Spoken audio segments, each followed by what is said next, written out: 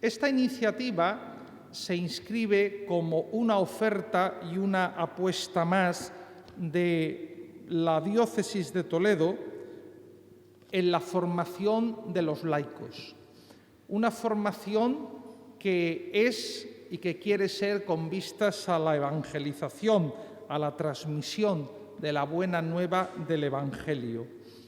Como saben, en el Plan Pastoral Diocesano resaltamos de una forma especial la responsabilidad, el derecho y el deber que tiene el laico de evangelizar, de anunciar la buena nueva, fruto de su compromiso y de su vivencia de la iniciación cristiana, de esos sacramentos que constituyen la base de la vocación laical, que es la vocación fundamental, primera y fundante de todos y la primera que todos hemos recibido y tenemos que desarrollar. Y por eso, pues hoy nos alegramos mucho de que esta nueva edición de este ciclo de formación complementaria pues esté inaugurada por la profesora doctora doña Carmen Álvarez Alonso, profesora en la Universidad de Estudios Eclesiásticos San Dámaso. Compartimos universidad, aunque en facultades distintas. Ella se dedica a cosas más santas, como es la teología, yo a cosas menos santas, como es el derecho. En cualquier caso, pues compartimos también, como con don Alfonso, pues esa pasión por la educación, por la formación, por la transmisión. En este año, la caridad es el centro de nuestros esfuerzos eclesiales. Y tocamos así el corazón de la Iglesia, como vamos a escuchar a continuación. Nos parecía importante subrayar la unidad que amor y verdad tienen siempre en la vida cristiana. Estamos llamados a dar razón de nuestra esperanza con delicadeza y respeto, teniendo buena conciencia, decía San Pedro en su carta. A la vez entendemos que existe un orden del amor, como ya decía San Agustín, por el que la vida del hombre crece hasta su plenitud cuando elige los verdaderos bienes que le conducen a la vida definitiva. El curso de este año intenta seleccionar algunos de los ámbitos en los que el compromiso de fe y de amor de los cristianos se hace especialmente urgente. En este sentido, la caridad intelectual con que comenzamos en esta sede académica nuestra reflexión está llamada a iluminar la vida real ante sus diversos retos y coyunturas, tengan que ver con la familia, la vida política, la ética de la vida o la misma ideología de género. No en vano, la encíclica que Benedicto XVI escribió sobre doctrina social de la Iglesia tenía el título que hemos elegido para este curso, Caritas in Veritate, la caridad en la verdad. Para comenzar nuestra reflexión, como en otras ocasiones, intentamos ofrecer una ponencia marco que con carácter teológico nos ofrezca esa mirada de águila que atienda al conjunto de este itinerario. Para ello, y como haremos en los días que siguen, hemos querido contar con una mujer, una gran mujer. En el 30 aniversario de Mulieris Dignitatem, la carta apostólica que San Juan Pablo II dedicó a la misión de la mujer en la Iglesia, queríamos poner en valor el gran tesoro de lo que supone el genio femenino también en el orden intelectual de la vida eclesial. Carmen Álvarez Alonso es doctora en teología por la Universidad Salesiana de Roma. En la Real Academia de Doctores de España es académico correspondiente de la sección de Teología, profesora de Teología en nuestra universidad patrocinadora, San Dámaso, de Madrid, y en muchos otros centros, invitada a ofrecer cursos académicos y conferencias. Hoy, además, hemos descubierto que es natural de Lillo, Toledo. No fue el motivo por el que la invitamos, pero ha sido una feliz providencia la que ha aparecido en este momento. De hecho, hoy tendría que haber salido ya para dar clase en el Máster de Matrimonio y Familia del Instituto Juan Pablo II, pero la hemos podido retener unas horas más con nosotros. Sus publicaciones, con numerosos trabajos de neumatología, liturgia, mariología, antropología teológica, han atraído nuestra atención junto a la organización de unas jornadas de estudio sobre la diferencia sexual que están resultando especialmente interesantes. Pues muchísimas gracias por la invitación. En primer lugar, a don Francisco César García Magán por la presentación, por la ocasión de estar aquí, y también a don Carlos por la paciencia que ha tenido para contactar y preparar este encuentro. Y el descubrimiento grato, sí, soy de Lillo, doble filiación de la Diócesis de Madrid y de aquí de Toledo. He de añadir una cosa a la presentación, y es que a pesar de todo eso, o quizá por todo eso, no sé cocinar, o sea que es un hándicap. Bueno, la ponencia que he preparado pues, pretende ser un poco el marco teológico, teórico, que encuadre un poquito todos los temas que se van a desarrollar en el resto de ponencias. Voy a adoptar esa perspectiva teológica que es muy interesante, muy rica, quizá muy novedosa todavía porque no está trabajada suficientemente, pero espero que sirva para encuadrar el significado de la feminidad, de la mujer en el plan de Dios, en la historia de la salvación, y las implicaciones que ese significado de la feminidad tiene en el ambiente, en el mundo, en la cultura actual, donde está tan cuestionada la figura de la mujer, aunque no lo parezca, y sobre todo el significado de la maternidad. Voy a hablar de todo eso. Voy a ponerme de pie porque así nos vemos mejor y estamos más cercanos.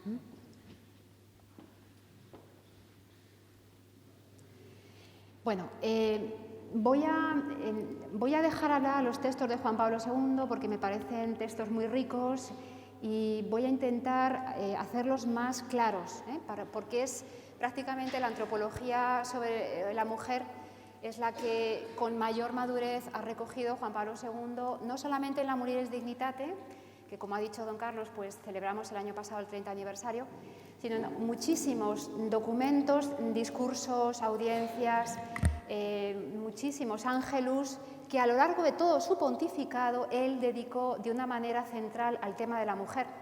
Especialmente en aquel año, cuando la ONU declaró el Año Internacional de la Mujer, volcó un esfuerzo tremendo, Juan Pablo II, en todos sus ángelus de ese año, discursos, audiencias, catequesis, hizo un esfuerzo enorme hablando, destacando la importancia de la mujer, la vocación de la mujer y el significado de la feminidad. Ese trabajo fue importantísimo de cara a la conferencia de Pekín, que sabéis que fue la conferencia que fue la catapulta, el salto al orden, al nivel internacional, mundial, de toda la ideología de género que, aunque pone en el centro de la diana la importancia de la centralidad de la mujer, sin embargo, entraña una banalización o una visión muy reductiva sobre la feminidad, la sexualidad femenina y especialmente sobre la maternidad, que atañe también muy frontalmente al varón. Bueno, pues voy a recoger algunos textos de esa carta, la Mulieris Dignitatem, que ayudan a iluminar el tema de la relación entre la mujer y el orden de la caridad, el orden del amor. Voy a empezar por el principio. Me vais a permitir que haga algunas reflexiones de teología trinitaria, porque todo el significado de la feminidad se entiende desde su origen, la fuente de nuestra fe, que es el misterio de la Trinidad. Dice Juan Pablo II, el orden del amor, del cual estamos tratando aquí, pertenece a la vida íntima de Dios mismo, a la vida trinitaria. Cuando hablamos de la relación entre la mujer y el orden del amor, tenemos que comenzar a reflexionar a partir de la Trinidad. Un misterio que pues, nos resulta todavía desconocido, lejano, claro, no nos ayuda a llegar a fin de mes, no nos resuelve el tema del niño que se me ha puesto enfermo, la Trinidad no nos sirve, entre comillas, para el día a día. Y sin embargo es el origen de nuestra fe. Da fundamento y sentido a muchas de las realidades más cotidianas con las que nos topamos en nuestro día a día. Y en especial en el tema de la mujer es fundamental reflexionar sobre el significado de la feminidad, la vocación de la mujer a la luz de la Trinidad. Y es lo que voy a empezar a explicar en esta primera parte de la charla. Por tanto, el orden del amor se sitúa en la Trinidad. Esto también nos lo dice San Juan. Os he recogido ahí varios versículos que ratifican esta idea. El amor es de Dios, el amor es Dios mismo. El amor consiste no en que nosotros hayamos amado a Dios, sino en que Él nos amó primero. El que no ama no conoce a Dios porque Dios es amor. Esta afirmación tan conocida nos reafirma en la idea desarrollada por Juan Pablo II. El orden del amor es el orden de la Trinidad, de la vida íntima de Dios. Sigue diciendo el documento de Juan Pablo II en el número 29 de la Mulieris Dignitatem: en la vida íntima de Dios, que es el orden del amor, el orden trinitario, el Espíritu Santo es la hipóstasis personal del amor. Dentro del orden íntimo, de la vida íntima de Dios, dentro de ese orden del amor que es la Trinidad, el Espíritu Santo es la persona don, la persona amor. Después lo voy a explicar. A él se vincula de una manera especial el amor que recibe del Padre y el amor que recibe del Hijo.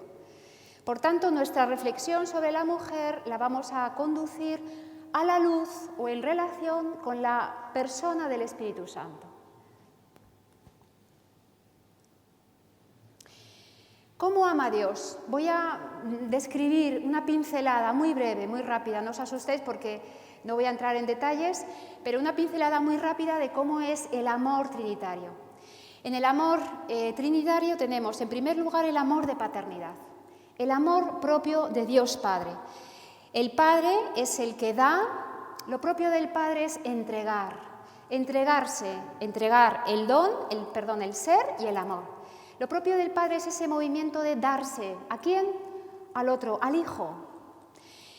No recibe al Hijo, no recibe al Espíritu Santo para ser el Padre, él mismo el Padre, porque es propio del Padre ser el origen, ser la fuente. Todo comienza en el Padre. La historia de la salvación, la creación, tu historia personal, tu vocación al amor, el significado de tu feminidad o de tu masculinidad, todo tiene su origen en el Padre.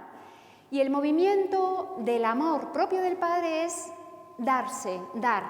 Y cuando Dios Padre se da, se entrega Él mismo, entrega su ser y entrega el amor propio del Padre, que es el amor de paternidad. Pero lo propio del Padre es ser origen sin principio. No procede de nadie, Él es origen, no ha sido creado, sino que Él es origen sin principio, Él origina, causa, genera, engendra y da a luz, genera, estos son verbos que utilizan los santos padres, engendra y genera al Hijo. Y los dos son, el amor del Padre y el amor del Hijo lo son en el Espíritu Santo. Pero lo propio del Padre es dar. Esto es fundamental. Lo propio del Padre, del amor de paternidad, es ser origen. Origen de todo el amor, el orden del amor propio de la Trinidad. Es propio también el amor de filiación. Es el que corresponde al Hijo. El Hijo recibe el ser y el amor, los recibe del Padre para darlos a su vez. El Hijo, lo propio del Hijo es recibir, acoger. ¿Qué acoge el Hijo? Acoge el ser y el amor del Padre. Pero los acoge y los recibe para entregarlos a su vez. ¿A quién lo entrega? Al Padre. Si el Hijo no entregara al Padre el ser y el amor, no podría ser Hijo. Lo propio del Hijo es recibir, incluso en el orden humano. ¿En qué consiste ser Hijo? Ser hijo consiste en aprender a recibir el amor. Por eso la vida cristiana comienza con el amor de filiación, descubrir que somos hijos. ¿Qué significa ser hijo? Recibir el ser, nuestro ser cristiano, recibir el amor de Dios Padre para, a su vez, entregarlo, responder a ese amor originario del Padre. Ese es el amor de filiación. Por eso, en el horizonte del amor humano, el amor comienza siempre por el amor de filiación. Si yo he aprendido a ser hijo, estoy aprendiendo a ser esposo y a ser padre. Estoy aprendiendo a recibir el amor para, a su vez, entregarlo al otro como esposo y como padre. El hijo posee el amor recibido respecto del padre y, a su vez, es lo propio del hijo, posee el amor que da respecto del Espíritu Santo. Pero nos quedamos con ese movimiento, ese amor propio del Hijo. El Hijo recibe para dar, recibe para dar. ¿Y cuál es el amor propio del Espíritu Santo? El amor de expiración es el Espíritu Santo quien recibe el ser y el amor de los dos, del Padre y el Hijo. El Espíritu Santo es definido por los teólogos antiguos como el seno, el útero, un útero materno, incluso dice Santo Tomás. Es aquel que acoge en sí, dentro de sí, en su persona, el amor del Padre, el don del Padre, el amor del Hijo y el don del Hijo. Por eso, el Espíritu Santo, lo propio del amor de expiración es acoger, acoge. Es el nosotros del Padre y el Hijo. Es aquel que recibe, siempre recibe. ¿Por qué? Porque Él mismo es don. Lo propio del Espíritu Santo es ser amor que acoge, amor acogido. Por eso se le identifica de manera muy tradicional con esa imagen del seno materno. Es aquel que acoge, ¿el qué? El amor del Padre y el amor del Hijo. El don de los dos. Es aquel que hace que el Padre pueda ser Padre y el Hijo sea Hijo. El Padre y el Hijo se entregan mutuamente en la persona don, la persona amor, que es el Espíritu Santo. Pero el amor del Espíritu Santo, el movimiento del amor de expiración es acoger. Acoger. Si fuera origen, no sería el Espíritu Santo, sería el Padre. Si recibiera el amor para darlo, no sería el Espíritu Santo, sería el Hijo. Por tanto, es un amor distinto de los otros dos. Es el amor que acoge. Seguimos profundizando. El Espíritu Santo se le llama así San Agustín especialmente, pero es una línea teológica que está presente en la teología antigua. El Espíritu Santo es la persona don, se le llama así. Que el Espíritu Santo es don indica una donación que es irreversible y gratuita. Dios, cuando se da de manera total, se da de manera irreversible, se da de manera gratuita, pero se da siempre en el Espíritu Santo. Por eso el Espíritu Santo es el don del Padre y el don del Hijo. En Él se nos da el Padre y el Hijo. Su don es el amor divino, que es siempre el don primero y original en el cual se nos dan todos los demás dones. Esto es importante porque el don más grande que Dios nos da es el amor. Y en el amor Dios nos da todo lo demás. Nuestro ser, nuestra vida, nuestra existencia, cualquier cosa a la que le pedimos, nos la da siempre en esa cápsula, en ese continente que es el amor. Lo primero que Dios nos da es amarnos, su amor. Y en ese amor, porque Dios nos ama, nos da todo lo demás. Es el don más grande y el don más radical, pero siempre nos lo da en el Espíritu Santo.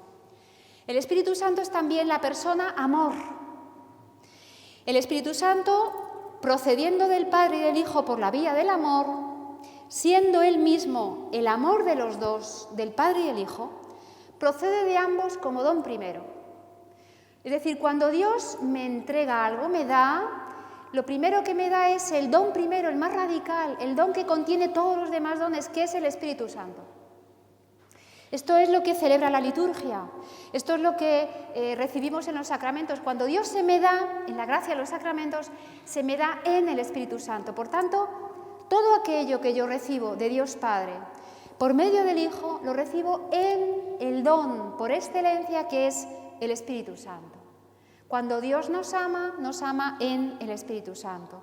Y cuando Dios nos ama, se me está dando y se me da en el Espíritu Santo.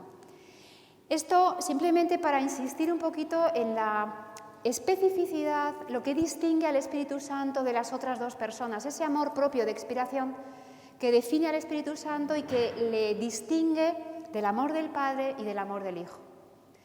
Es importante captar el amor propio del Espíritu Santo porque está muy cercano ese modo de amor a todo lo que vamos a ver sobre el tema de la mujer y la feminidad. Sigue diciendo Juan Pablo II en este número 29 de Mulieres Dignitatem. Os recomiendo que leáis toda la carta, es bellísima. No solamente la Mulieres Dignitatem, sino la carta a las mujeres que él escribió como una meditación, como un desahogo del corazón, donde al final del documento da gracias a ti, mujer, por ser mujer.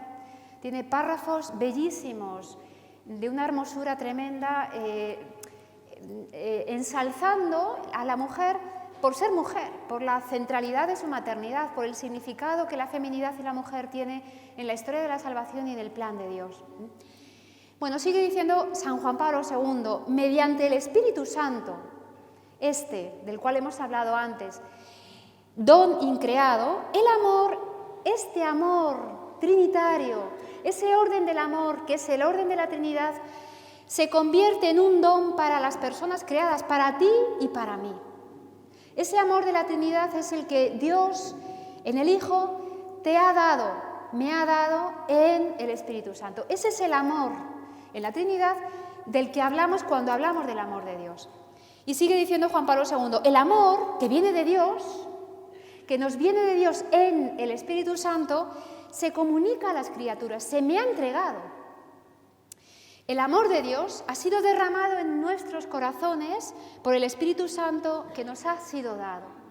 Ese amor del que hemos hablado en la Trinidad es el que tú y yo llevamos dentro por el don del bautismo y de la confirmación.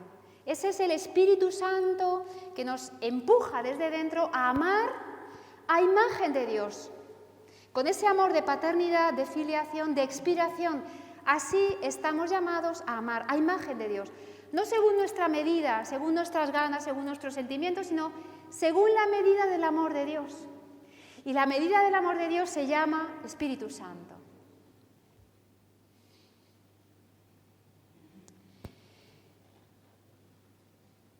En el seno trinitario es propio del amor de expiración ese no tener fecundidad. ¿Por qué? Porque el Padre y el Hijo no proceden del Espíritu Santo, sino que el Espíritu Santo es aquel que acoge. Se suele decir que las dos personas fecundas en la Trinidad son el Padre, porque engendra y genera al Hijo, y el Hijo, que a su vez sale de sí para entregarse al Padre. Hay una fecundidad dentro de la Trinidad que corresponde al Padre y al Hijo. Sin embargo, del Espíritu Santo es propio no la fecundidad hacia dentro de la Trinidad, atención, sino la fecundidad hacia afuera de la Trinidad. Por eso decía San Pablo antes, ese amor se me ha dado, lo llevamos en el corazón, en el Espíritu Santo que se os ha dado. Lo propio del Espíritu Santo es la fecundidad hacia afuera de la Trinidad, donde a través de la maternidad, de la fecundidad de la Iglesia, especialmente a través de los sacramentos, no solo, pero lo propio del Espíritu Santo es ser fecundo hacia afuera, es decir, entregar hacia afuera de la Trinidad el amor y la vida propios del Padre y del Hijo. Eso es lo propio del Espíritu Santo, esa es la propiedad personal que le distingue de las otras dos personas divinas. El Espíritu Santo es el que hace fecundo el orden de la Trinidad, el orden del amor trinitario, lo entrega, lo hace fructificar, lo hace fecundo fuera de la Trinidad. ¿Por dónde? ¿Por qué cauces? A través, sobre todo, de la fecundidad de la Iglesia, esposa y madre. Pero eso es lo propio del Espíritu Santo, ser fecundo, es la persona fecunda hacia afuera. Fijaros, en el orden de la vida trinitaria, lo propio del Espíritu Santo es hacer fecundo al Padre. El Padre no puede ser Padre si no se entrega en el Espíritu Santo. Por tanto, quien hace Padre al Padre es el Espíritu Santo. Hacer Padre al Padre en la generación eterna del Hijo. Es propio del Espíritu Santo acoger, recibir siempre ese movimiento en mí, hacia adentro. Acoger la vida y el amor de los dos, de Dios Padre y de Dios Hijo. Y es propio del Espíritu Santo entregar hacia afuera la vida de los dos, la vida de Dios Padre y la vida de Dios Hijo. Es lo que técnicamente se llama fecundidad trascendente, que trasciende, que va más allá de la Trinidad. Esto es las tres notas más sencillamente vistas, más sencillas, más básicas que definen el amor de expiración.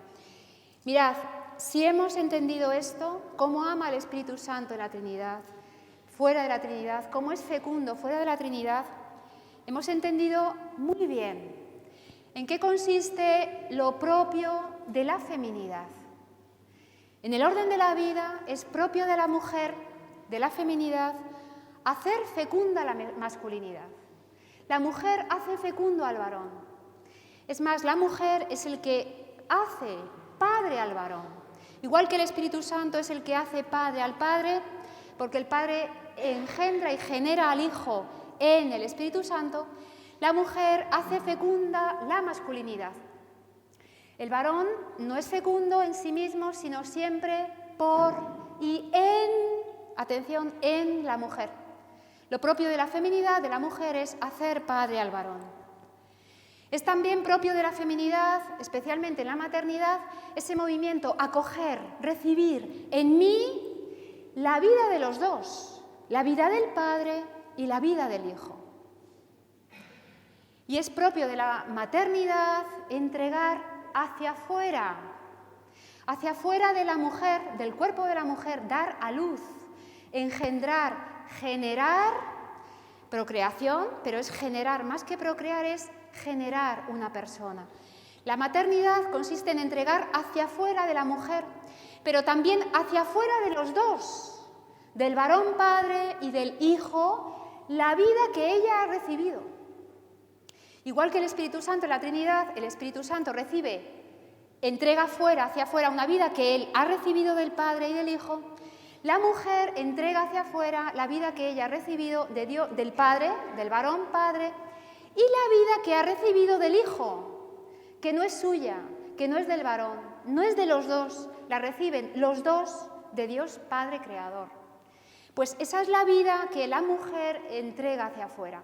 Por tanto, en la estructura de la mujer, tanto biológica en la maternidad como personal, en nuestra afectividad, en nuestra estructura materna que nos configura en toda nuestra persona, hay una especial analogía, una especial relación, cercanía entre el modo de amar y de entregar la vida propio del Espíritu Santo y el modo con que la mujer ama y entrega la vida en el orden humano de la procreación.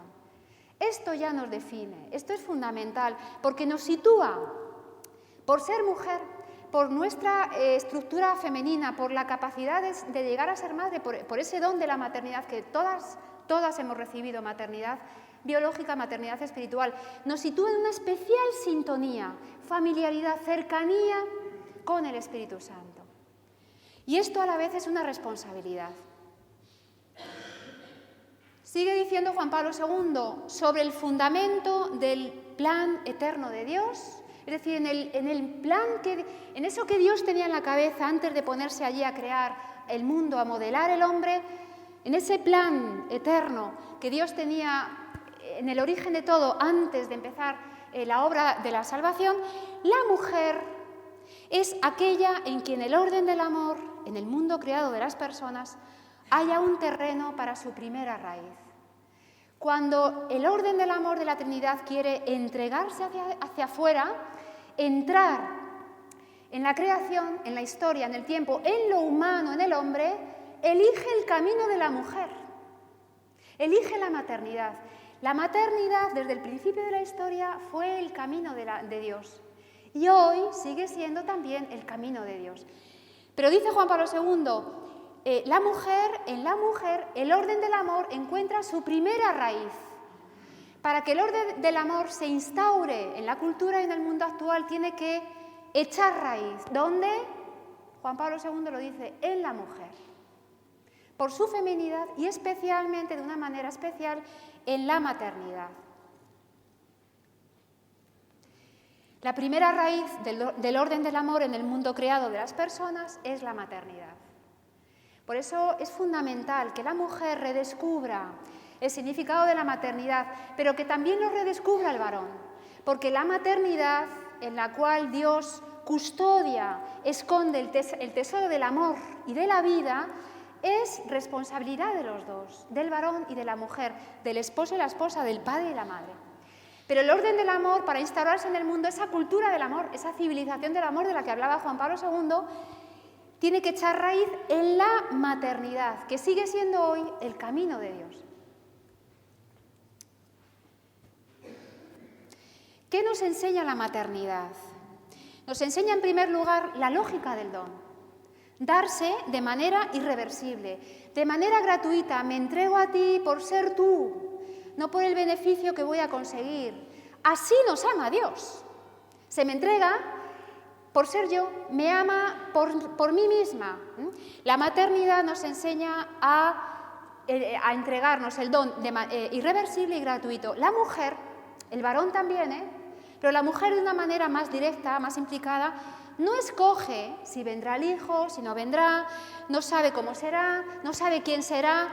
De hecho, los padres, cuando van a tener un niño, pueden decir, vamos a tener un hijo. Pero nunca pueden decir, vamos a tener este hijo, va a ser así, esta va a ser su cara, su rostro. No pueden. Porque esa singularidad de la persona es la que procede solamente de Dios. Por tanto, la maternidad nos enseña el don irreversible. La mujer no escoge, simplemente acepta. Varón y mujer, los dos ponen los medios, pero que el hijo venga o no venga no depende de ellos. Es un don de Dios. El hijo siempre es un don, nunca es una carga, nunca es un lastre, siempre es un don. Tampoco es un derecho, no es un instrumento, siempre es un don. ¿Por qué? Porque ese es el dinamismo propio del amor de Dios, el don. La maternidad nos enseña también la lógica de la acogida. Y esto de una manera especial en la persona de la mujer. La lógica de la acogida está inscrita en la estructura corpórea, biológica, psicológica, afectiva de la mujer. En todas las dimensiones de nuestro ser, la mujer está hecha para acoger al otro. No solamente al otro que es la vida que recibe del varón, no solamente el otro que es el hijo, sino el otro que es todos aquellos hombres que también son hijos, a los cuales yo estoy llamada a acoger en mí como madre y a ellos como hijos. La maternidad no solamente es biológica, sino también espiritual, es afectiva, implica toda la estructura de la persona. Por eso, Juan Pablo II hablará del significado profético de la mujer. Simplemente por ser mujer, la mujer en su cuerpo, en la estructura de su feminidad, estructura física, biológica, corpórea, afectiva, psicológica, personal, la mujer en su estructura está anunciando al mundo un mensaje. El profeta es aquel que habla en nombre de otro. El significado profético de la feminidad, Juan Pablo II lo desarrolla bastantes veces. Dice él, esta característica profética de la mujer en su feminidad halla su más alta expresión en la Virgen Madre de Dios. Respecto a ella, se pone de relieve, de modo pleno y directo, el íntimo unirse del orden del amor, ese orden trinitario del que hemos comenzado hablando, que entra en el ámbito del mundo de las personas a través de una mujer con el Espíritu Santo. Es decir, en María se muestra, se encarna de una manera plena la cercanía especial que hay entre el Espíritu Santo y ese profetismo de la mujer. ¿Qué anuncia la mujer por ser mujer? La feminidad, el cuerpo femenino, ¿qué anuncia? Anuncia el orden del amor, el orden trinitario del amor. Anuncia la lógica del don y la lógica de la acogida. Anuncia el amor de Dios, cómo ama Dios. La mujer, por ser mujer, por eso es fundamental recuperar el significado de la feminidad. ¿Qué significa ser mujer? Primero, para la propia mujer, y en segundo lugar, porque la mujer tiene que iluminar el significado de la masculinidad. Esto lo expresa muy bien el Génesis, no hay tiempo de entrar en ello, pero cuando el Adán del principio acoge a la mujer creada por Dios, Dios crea a la mujer, no la crea, la construye, dice el texto, pero Dios la crea y la conduce ante Adán, se la entrega, la muestra. Y es en ese momento cuando el Adán del principio, el varón, descubre la diferencia, la hermosura de ser diferentes compartiendo la misma carne. Somos el mismo ser humano en la diferencia, a imagen de Dios, que es uno en la diferencia. Pero a la vez, no solamente se descubre como hombre, como humano, sino que se descubre como varón. El varón necesita lo otro, lo diferente, para descubrir su identidad. Por eso, actualmente, la crisis la crisis de la mujer, de la maternidad, arrastra la crisis de la masculinidad, de la crisis de identidad que está sufriendo el varón. Es fundamental que la mujer se recupere, se redescubra a sí misma. En este significado profético, la mujer habla, anuncia en qué consiste el orden del amor, solo por el hecho de ser mujer. Sigue diciendo Juan Pablo II, en este número 30, bellísimo, de la Mulieris Dignitatis, de los números más hermosos de esta carta, ¿no? El orden del amor constituye la vocación de la mujer. El orden de la caridad, ese amor que hemos visto, que es la Trinidad, esa es tu vocación y la mía. Se trata aquí de la vocación en su significado fundamental. Podríamos decir casi universal. Toda mujer, no toda mujer creyente bautizada, toda mujer, por el hecho de ser mujer, está llamada a anunciar, a ser profeta del orden del amor.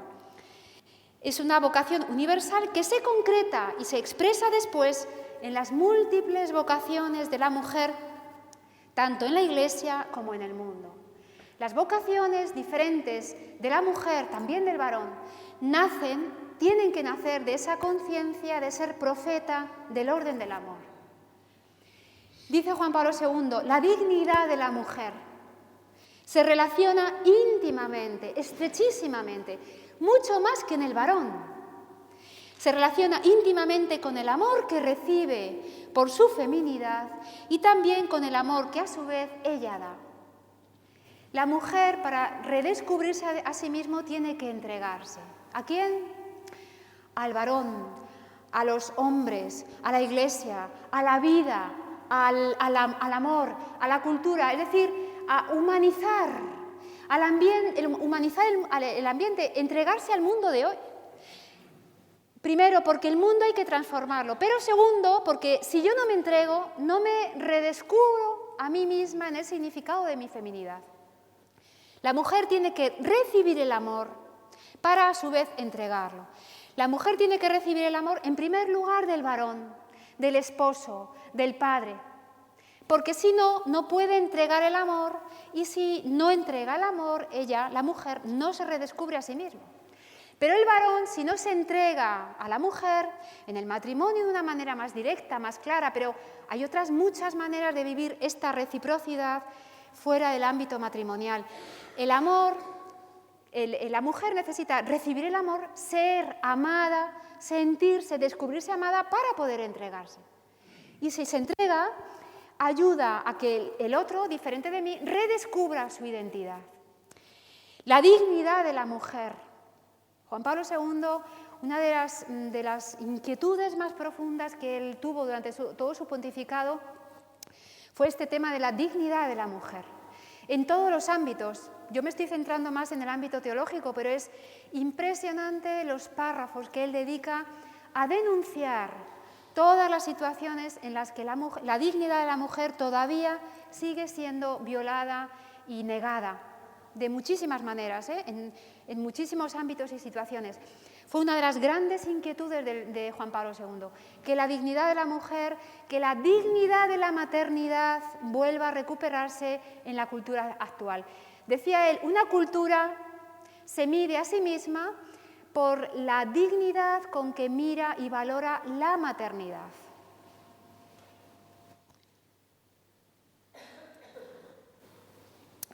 Juan Pablo II en este número 30 sigue hablando de la vocación específica de la mujer.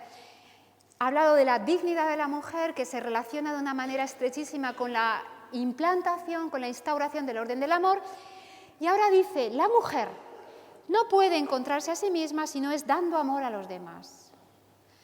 La fuerza moral de la mujer, su fuerza espiritual, se une a la conciencia de que Dios le confía de un modo especial el hombre, es decir, el ser humano. Y esta es la vocación específica de la mujer que el varón no tiene. La mujer, por ser mujer, por su llamada y por su capacidad para la maternidad, ha sido creada por Dios como custodio como el hogar del hombre, así la describe el Génesis. La casa, el hogar de todo lo humano. Y esa es la vocación propia de la mujer. Dios le ha confiado de un modo especial el hombre, es decir, el ser humano, todo lo humano. Sigue diciendo el Papa, naturalmente, cada hombre es confiado por Dios a todos y a cada uno. Todos tenemos responsabilidad sobre el hombre. Pero, dice él, esta entrega, esta responsabilidad, esta vocación se refiere de una manera más fuerte, más potente, especialmente se refiere a la mujer, sobre todo en razón de su feminidad. Y esta es su vocación específica, particular. La vocación de la mujer es lo humano, el hombre.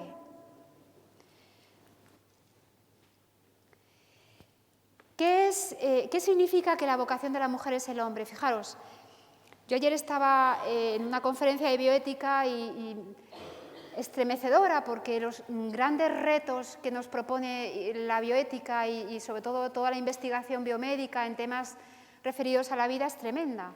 Está en juego el ser humano que es precisamente la vocación de la mujer. La pregunta que nos hacemos es, ¿qué es lo que más humanos nos hace?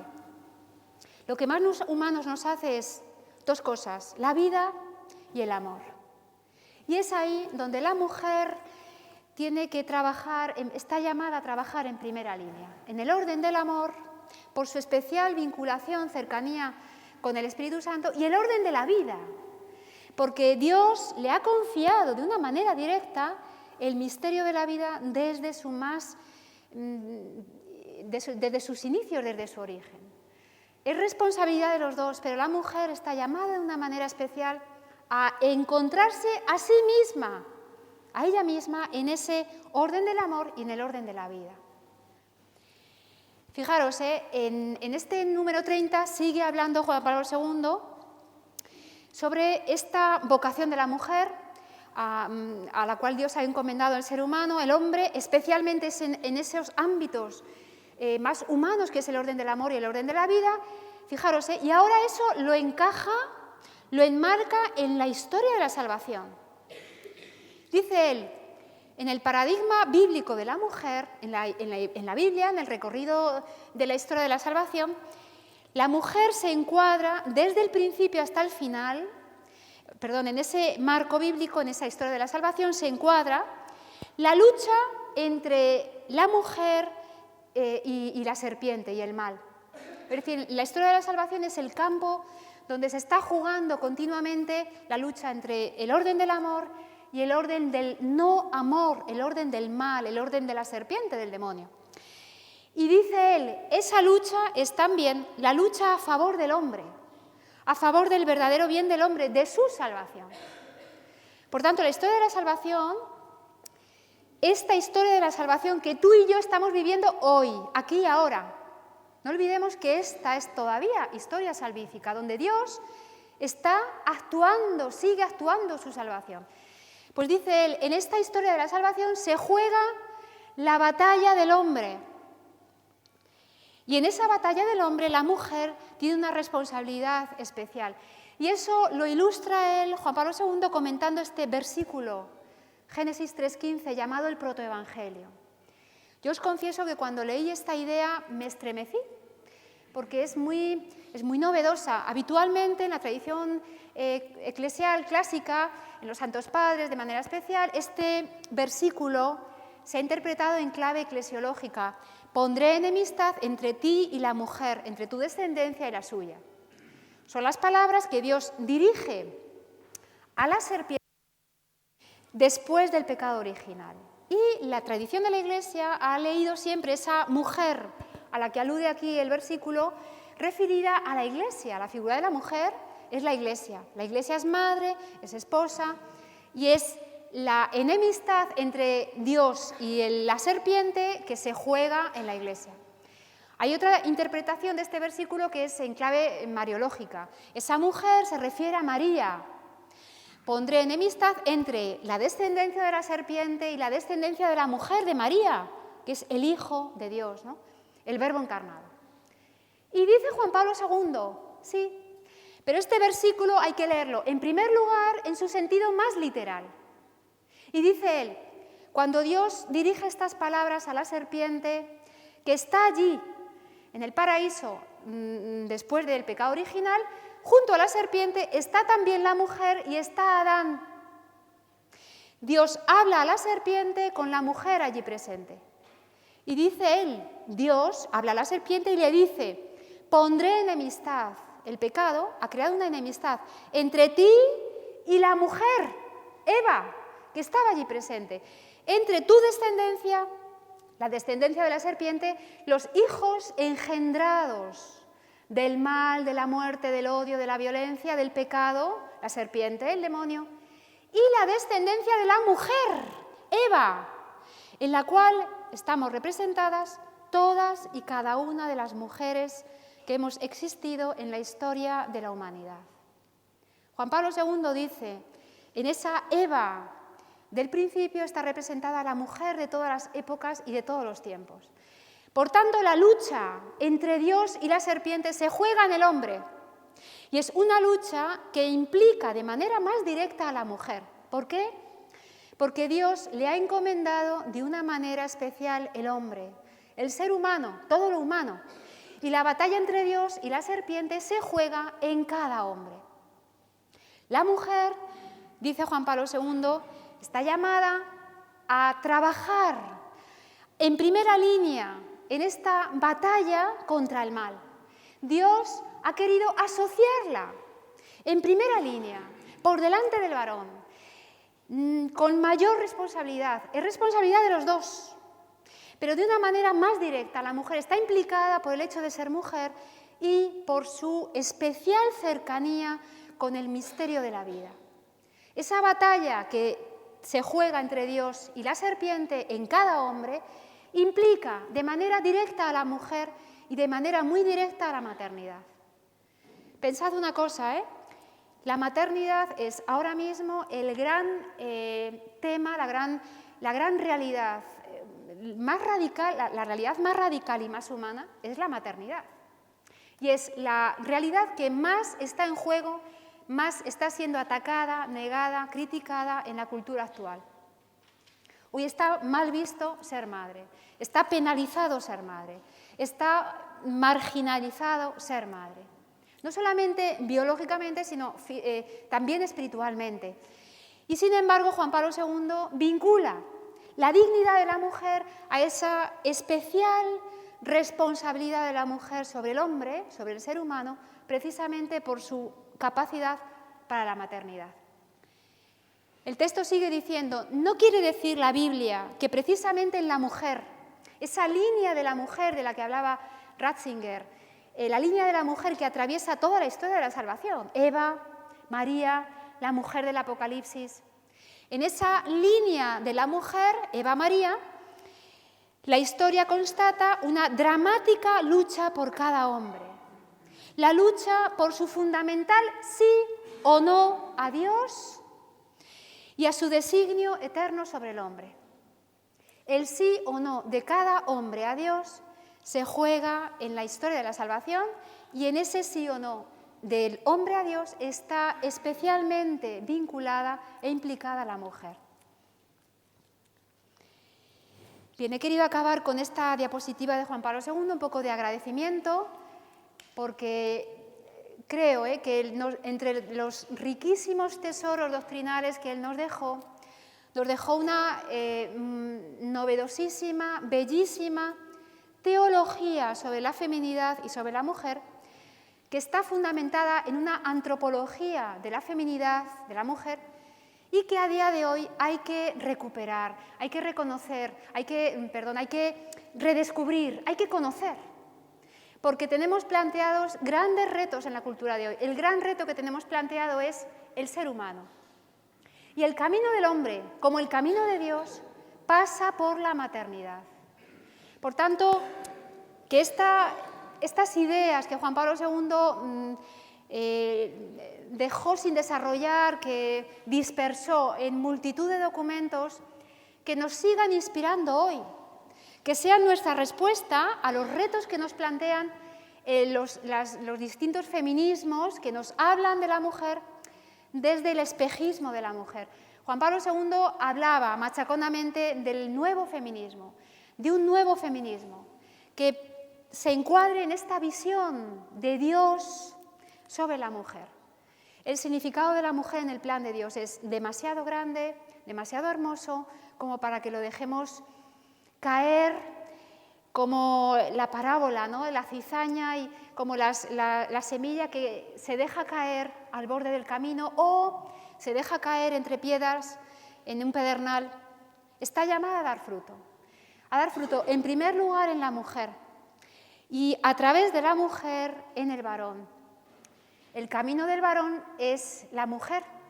El varón se encuentra a sí mismo a través de lo femenino. Por tanto, es fundamental, es urgente que la mujer vuelva a encontrarse a sí misma a la luz del plan de Dios, de eso que Dios quiso para ella cuando la creó así, como hogar y casa del hombre. El Génesis, fijaros, con esto acabo, no habla de la creación de la mujer. El varón en el Génesis es creado. La mujer, según los textos del Génesis, es construida. Es querida por Dios como casa y hogar del hombre. Cuando Dios creó, construyó a la mujer, a Eva, así en el origen, en el principio, estaba pensando en esa otra criatura, mujer, que un día habría de llegar a ser no la casa y el hogar del hombre, sino la casa y el hogar de Dios, María. Y él, Juan Pablo II, remite una y otra vez a María como aquella mujer perfecta en la cual el significado y el misterio de la feminidad se ha realizado de forma plena, a la luz de este plan de Dios. Pues ojalá, yo os deseo, a las mujeres que estamos aquí de una manera más directa y especial, a las mujeres que seguís esta conferencia retransmitida, y también al varón, esto es responsabilidad de todos, porque en la mujer, a través de la maternidad de la mujer, está el camino del hombre y también el camino de Dios.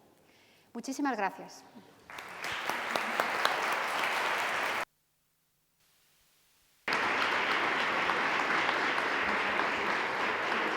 No sé si me he pasado de tiempo, ¿no?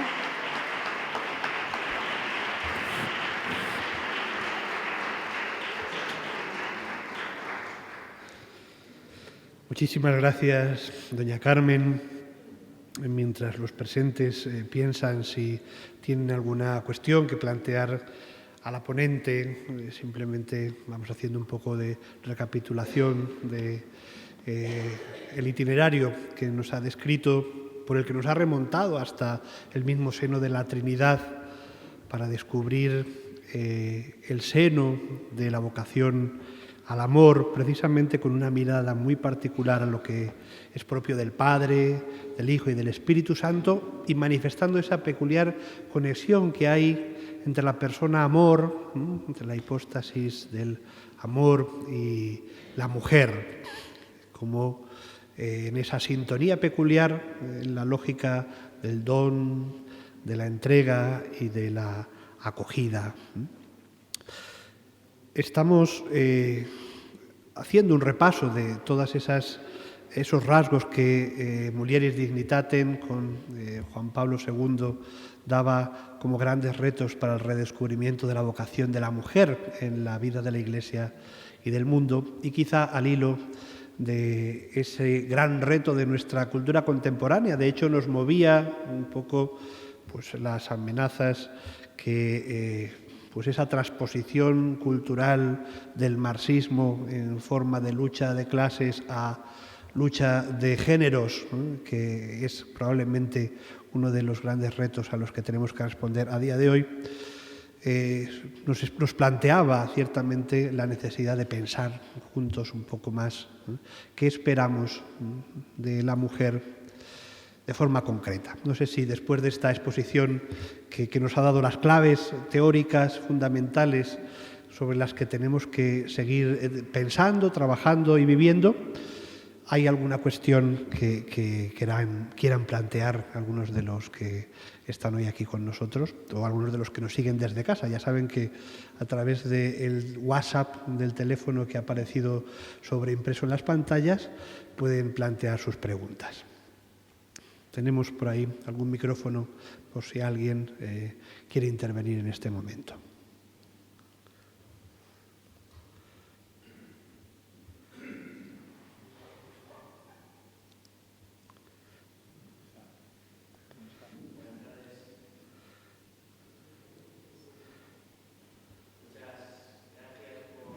Por su intervención, por su conferencia llena de ideas. A mí me gustaría, aprovechando que tenemos tiempo, que profundizara en algo que como varón me ha llamado muchísimo la atención, y es la idea de que la crisis de feminidad de la mujer arrastra al varón a una crisis de masculinidad. En el contexto de la ideología de género que estamos viendo en estos momentos, si pudiera profundizar algo más en esta idea, se lo agradecería. Se habla, desde hace tiempo se habla de la crisis del padre, ¿no? La ausencia del padre.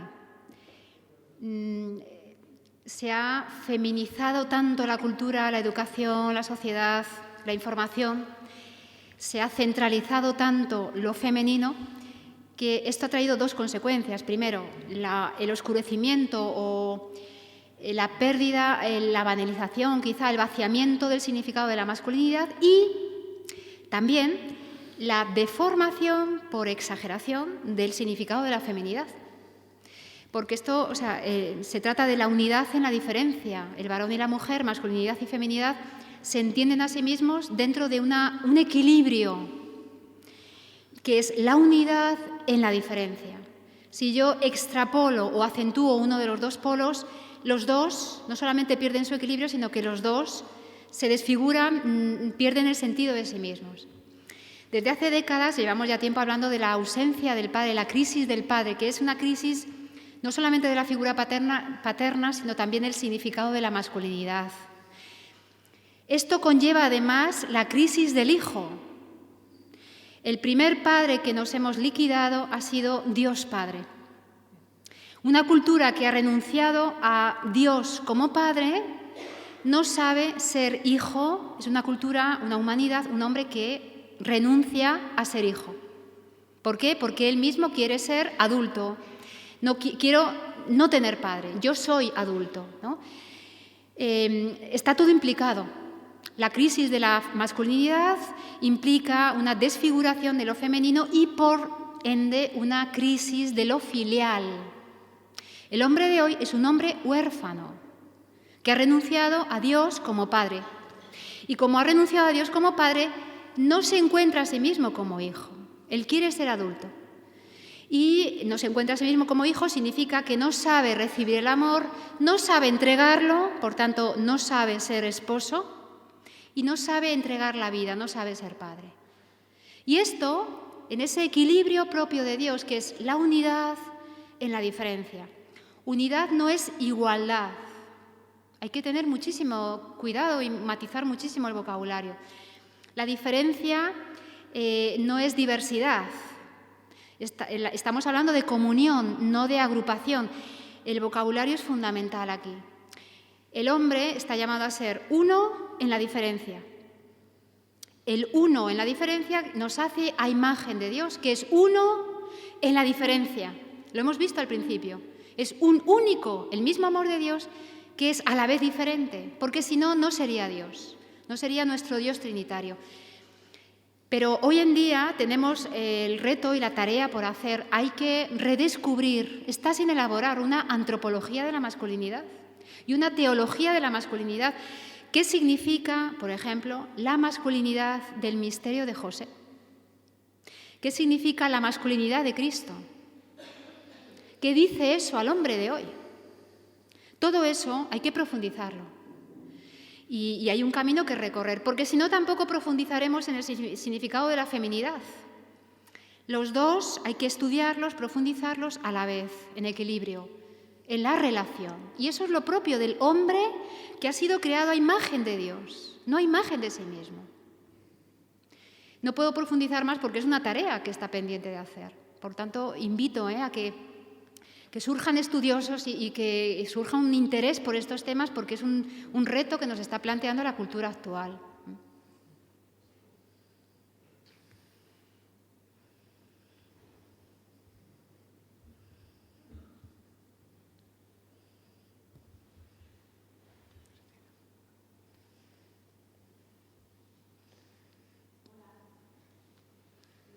No se oye. Vale, ya. Ahora sí, muy bien. Muchas gracias, me ha encantado. Menos mal, si no, no vuelvo. Volvería, ¿eh? Y mi pregunta, no sé, o sea, es esta. ¿Cómo crees que afecta esta crisis de la feminidad o de la vocación de la mujer con la lucha o sea, y además que es súper mediática, con la lucha contra la violencia hacia la mujer o la mal llamada violencia de género?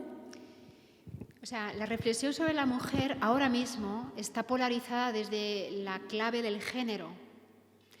Y no es la única perspectiva, pero es la perspectiva más dominante, ¿vale? Es una perspectiva que es un tanto exclusivista porque no considera lo femenino a la luz de lo masculino y al revés. Se iluminan recíprocamente. Pero hay que salir de esa perspectiva y entrar en esa otra perspectiva que es la que inició Juan Pablo II y desde ahí profundizar en la belleza, en la profundidad de lo que significa la feminidad y a la vez, siempre a la vez, la masculinidad. ¿Qué pasa? Que cuando todo el ambiente bombardea con una sola clave, en una sola dirección, pues al final te aturde. Y tú no puedes, sola no puedes ir contra esa mentalidad y esa perspectiva porque es dominante. Pero lo importante no es que el ambiente hable contra la mujer, contra la maternidad, desfigure el significado de la feminidad. Lo importante es que yo me sitúe en ese ambiente. Sí, el ambiente me dice esto, pero ¿qué significa ser mujer? Y eso ahora mismo es un reto grande. Es un reto para la educación. La masculinidad y la feminidad se educan en la familia.